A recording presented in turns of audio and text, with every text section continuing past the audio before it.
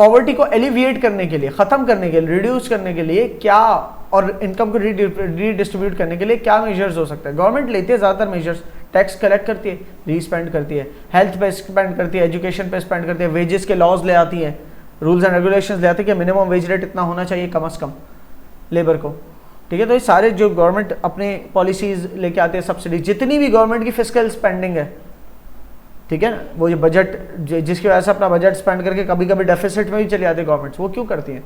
वो इसीलिए करती है ताकि रीडिस्ट्रीब्यूशन ऑफ इनकम हो और जो पुअर हैं वो पॉवर्टी लाइन से ऊपर आते चले जाएं जितना ऊपर आ सकते हैं।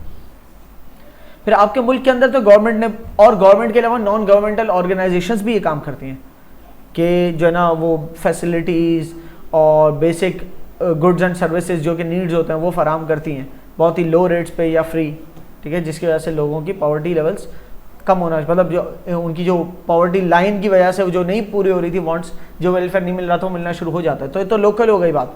इसके अलावा ओवरसीज़ एड्स भी आती हैं, हेल्प आती है ना, ओवरसीज़ एड्स, खाने की सूरत में हेल्प आ गई, फाइनेंशियल एड्स आ गए, लोन्स मिल गई, ठीक है ना। तो ये बहुत किस्म की एड्स यहाँ पर जना लिखिए, food aid, financial aid, technological aid, कि कोई मुल्क जहाँ पर स्किल्ड लेबर बहुत है वो दूसरी कंट्री को आके अपने जो है ना स्किल्स ट्रांसफ़र कर रहा है, ठीक है। फॉर एग्जांपल चाइना से इंजीनियर्स आ गए, उन्होंने जो यहाँ पर बहुत बड़ी मतलब एक ट्रेनिंग प्रोग्राम चलाया, या यहाँ से वहाँ चले गए जिनको केटर किया कि स्किल करके वापस भेजा, तो फिर वहाँ से स्किल्ड होकर आया, डैम बनाना सीख गए, फिर मटेरियल्स और सब गैदर करके डैम बना दिए यहाँ के, सी। तो ये भी हो सकता है। लोन्स और फाइनेंस ऊपर बता दिया।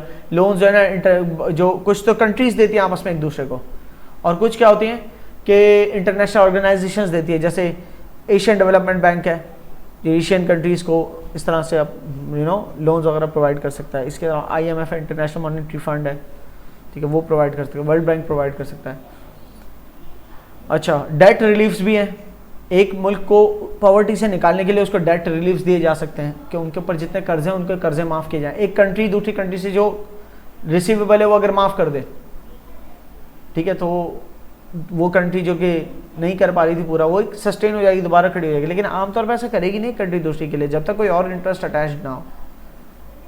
इंटरनेशनल ऑर्गेनाइजेशंस तो चलो फिर है ना कर दें कि वो तो इंटरनेशनल ऑर्गेनाइजेशन का जो फंड है पूरी दुनिया भर से आ रहा है, वो वीक कंट्रीज़ के ऊपर स्पेंडिंग कर रहे हैं। लेकिन एक कंट्री दूसरी कंट्री का कर्जा, बड़ा कर्जा माफ़ कर दे, ये उसके बेसिस पे हो सकता है उसके बदले कुछ लेगी उससे, ठीक है। या तो फिर ऐसे क्राइसिस हैं किसी दूसरी कंट्री के अंदर कि कंट्री बी के अंदर क्राइसिस चल रहे हैं, फूड शॉर्टेज चल रही है, तो कंट्री ए का चले, ठीक है, हम आपसे अभी अपनी लोन रीपेमेंट्स नहीं मांग रहे। क्यों? क्योंकि अगर इनसे अभी भी लोन रीपेमेंट्स मांगी तो हमारे दूसरे कंट्री से ताल्लुकात ख़राब हो जाएंगे।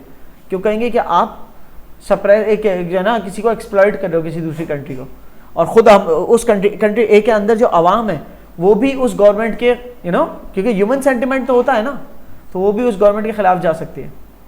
तो ये भी तो एक सेल्फ इंटरेस्ट ही हो गया ना कि अगर हमने इनके कर्जे माफ़ नहीं किए तो हम सीट से उतार दिए जाएंगे अपने मुल्क में गवर्नेंस से, या फिर दूसरे ममालिक के साथ ताल्लुकात ख़राब हो सकते हैं।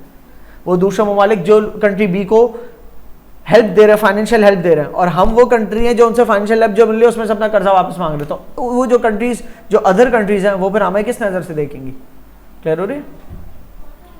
जैसे एक प्रोग्राम चला था IMF का और वर्ल्ड बैंक का, हाईली इंडेटेड पढ़ना, इसको बी नहीं मत पढ़ना, highly indebted poor countries programme. इसके अंदर क्या किया था IMF ने और वर्ल्ड बैंक ने बहुत सारी लोन्स माफ़ की थी, बहुत सारी लोन्स रिड्यूस कर दी थी, जैसे बैड डेट्स नहीं कर देते कि बैड डेट्स रिकग्नाइज करके कि अब ये पे नहीं कर सकते, सही।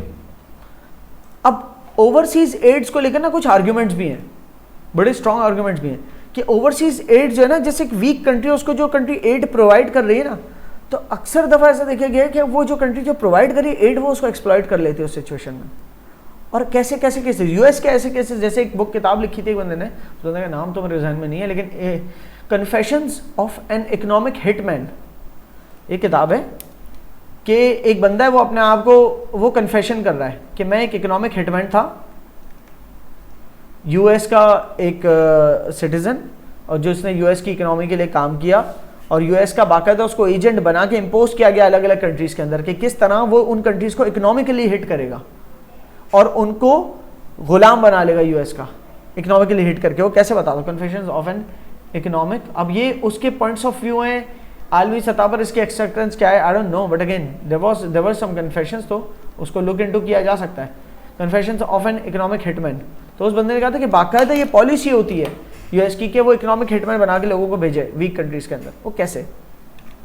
एक वीक कंट्री है तो वो लोन्स चाह रही है, तो अब ये कहेंगे कि हम आपको लोन्स तो देंगे लेकिन कंजम्पशन लेवल के लिए नहीं देंगे कि हमने आपको लोन दिए और आपने जो है ना बजट ऐसा बनाया कि पब्लिक में स्पेंड कर दिया वो और लोगों का राशन पानी पूरा कर दिया उससे। No, not that sort of loans. हम लोन्स देंगे वो आपके इंफ्रास्ट्रक्चर को डेवलप करने के लिए देंगे, ताकि वो इंफ्रास्ट्रक्चर डेवलप होगा तो फ्यूचर में आपके पास प्रॉस्पेक्ट्स आ जाएंगे खुद कमाने के लिए। It sounds good. कैसी लोन देंगे कि आप अपना इंफ्रास्ट्रक्चर डेवलप करें।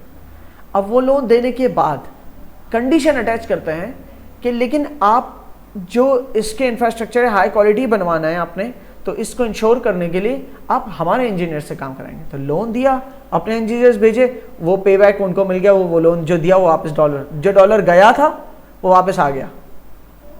सही ना? यहाँ से सर्विसेज एक्सपोर्ट हुई ना, एक तरह से लोन गया, सर्विसेज से एक्सपोर्ट की, वो वापस दोबारा से came back to your own country. सही। अब क्या? अब उस कंट्री के अंदर इंफ्रास्ट्रक्चर डेवलप हो रहा है। Part way through infrastructure develop होने के बाद कोई ऐसी हरकत कर देना, किस तरह का ऐसा इंटरवेंशन कर, ये मेरा नहीं है, उस बंदे ने अपनी किताब के अंदर लिखा है कि वो उस मुल्क के अंदर स्टेबिलिटी डिस्टर्ब कर देता है। कोई ना कोई ऐसा इवेंट कर देते हैं, या तो उस मुल्क के लीडर्स को अपने पॉकेट में कर लेते हैं, उनको मराद दे के, उनको बेनिफिट्स प्रोवाइड करके, कि जो इनएफिशिएंट इंफ्रास्ट्रक्चर डेवलप करवाते हैं या कुछ ना उस प्रोसेस को होल्ड कर देते हैं, रोक देते हैं इंफ्रास्ट्रक्चर डेवलपमेंट को, तो वो करप्ट हो जाते हैं अपने मुल्क के अंदर रहते हुए, और यहाँ से इनको फाइनेंशियल एड देने का फर्दर वो बंद हो जाता है, और जितना मिल गया वापस आ गया, और वो कंट्री उसी स्टेट में रही, लेकिन अब मकरूज भी हो गई कि जितनी फाइनेंशियल एड दी थी उससे ज़्यादा का काम भी हो गया। अब जो हमें फाइनेंशियल जो हमने एड दी थी वो लोन की सूरत में थी। पहले तो वो एड ऐसी एड नहीं थी कि हम पैसे वापस नहीं लेंगे, लोन थी, और एड इस सूरत की थी कि बहुत लो इंटरेस्ट रेट की लोन थी, लेकिन अब पे बैक तो करोगे आप। सेकेंडली ऐसा भी हो सकता है कि हमारे इंजीनियर्स ने जो काम किया था, और वो इंजीनियर्स अपने इंजीनियर्स नहीं बताते, प्राइवेट ऑर्गेनाइजेशन ही होती है, वो अपना पैसा मांगती है कि हमने जो काम किया उसका पैसा दो। सो दिस स्टेट में अगर एक कंट्री आ जाए कि पैसा आया पैसा चला गया, जिस काम के लिए आया वो पूरा हुआ नहीं, क्यों नहीं हुआ? क्योंकि या तो गवर्नमेंट हिल गई अपनी जगह से, या तो हालात खराब हो गए मुल्क के। तो ये एजेंट्स बाकायदा एक कंट्री के एजेंट दूसरी पे करते, तो जब ये कर लेते तो अब ये मुल्क उस मुल्क का गुलाम बन गया, क्योंकि पे बैक करना है। सही है? तो इकोनॉमिक हिट करते हैं, और जो टॉप इकोनॉमीज हैं उनके बारे में, जैसे यूएस और चाइना का कहते हैं कि वो करती है इकोनॉमिकली हिट, इस तरह का कि वो कंट्रोल में कर लेती है। जब पाकिस्तान को चाइना ने बड़ी सारी एड दी है, ठीक है, लेकिन वो एड नहीं है, वो बिजनेस है प्योर। सही, वो इन्वेस्टमेंट की है एक्चुअली। तो किसी पॉइंट पर डिस्टेबलाइज होता है तो China will have strong control on Pakistan, still has. China की जो पॉलिसी है पाकिस्तान के खिलाफ नहीं जाएगा कभी। चाइना जिस पे कहेगा पाकिस्तान को खामोश होना, पाकिस्तान को खामोश होना पड़ेगा। सही है, क्योंकि चाइना की बहुत सारी एड्स जो हैं, और पाकिस्तान भी तो यूनाइटेड नेशंस का मेंबर है ना, तो यूनाइटेड नेशंस का मेंबर होते हुए जब भी कोई पोल होता है, कोई रेजोल्यूशन पास होता है, कोई चाइना के अगेंस्ट हो रहा है रेजोल्यूशन पास, तो पाकिस्तान वोट नहीं देगा। समझ आ रही? एनीवेज, तो आर्ग्यूमेंट्स ये आप पढ़ना कि जो फाइनेंशियल एड्स होते हैं उसके बदले उसके हवाले से जो क्रिटिक्स उसके ऊपर क्या कहते हैं, और भी चंद बातें ऐसी कि फॉर एग्जांपल फाइनेंशियल एड आ तो जाती है, लेकिन करप्ट गवर्नमेंट, जो अक्सर लेस डेवलप्ड कंट्रीज होते हैं वो वहाँ पर जो गवर्नमेंट्स होती है वो करप्ट होती हैं, इसी वजह से लेस डेवलप्ड है वो इकोनॉमी। तो अगर वो करप्ट गवर्नमेंट्स अपने बेस्ट इंटरेस्ट के अंदर अपनी पॉलिटिकल पॉलिसीज़, अपने पॉलिटिकल एजेंडाज के लिए या अपने पर्सनल वेल्थ के लिए उसको इस्तेमाल कर लें, जैसे हमारे मुल्क के अंदर इतने सारे हमारे जो जितने पॉलिटिकल लीडर्स गए उन सब के ऊपर इल्ज़ाम है ही कि उन्होंने जो है ना करप्ट किया, वो करप्शन किया, इतना सारा जितना भी लोन में पैसा पाकिस्तान इतने लोन्स में आज तक आ चुका है, तो वो लोन्स का पैसा किस तरह से इनएफिशिएंटली मैनेज हुआ है कि पाकिस्तान पे बैक अब दोबारा से इकोनॉमिक एक्टिविटी ऐसी जनरेट ही नहीं कर पाया कि पे बैक कर सके, बल्कि लोन पे लोन लेना पड़ रहा है। और अब तो वो हाल हो गया कि जो पुराने लोन्स थे उनका इंटरेस्ट उनको पे करने के लिए और लोन लेना पड़ रहा है। इंटरेस्ट तो ऐसी चीज़ है ना कि पे बैक कर भी दो तो पुराने लोन तो खड़े रहेंगे। जैसे $150 बिलियन के अगर लोन है, उसके ऊपर 10% इंटरेस्ट भी अगर है, तो सालाना $15 बिलियन अगर इंटरेस्ट की सूरत में जाने के लिए हर साल आप $15 बिलियन का और लोन ले रहे हो, और वो भी इंटरेस्ट पे ले रहे हो, और वो इसलिए कि पुरानी लोन्स के ऊपर इंटरेस्ट पे कर सको। तो पुरानी लोन्स 115 बिलियन पे खड़ी रही, और नई लोन्स और $15 बिलियन ऐड हो गई क्योंकि वो आपने इंटरेस्ट में दे दिया, और अब नई लोन ऐड होकर $165 बिलियन हो गए। तो अब अगले साल और बड़ी लोन लेनी है $165 बिलियन का इंटरेस्ट अदा करने के लिए। सो ये एक ऐसा आपका डेट स्पाइरल होता है कि जिसके अंदर आप फिर वही ना एक जैसे दलदल की तरह आप हाथ पांव चलाते जाओ लेकिन धंसते चले आते हो। Pakistan is in that state currently, unfortunately.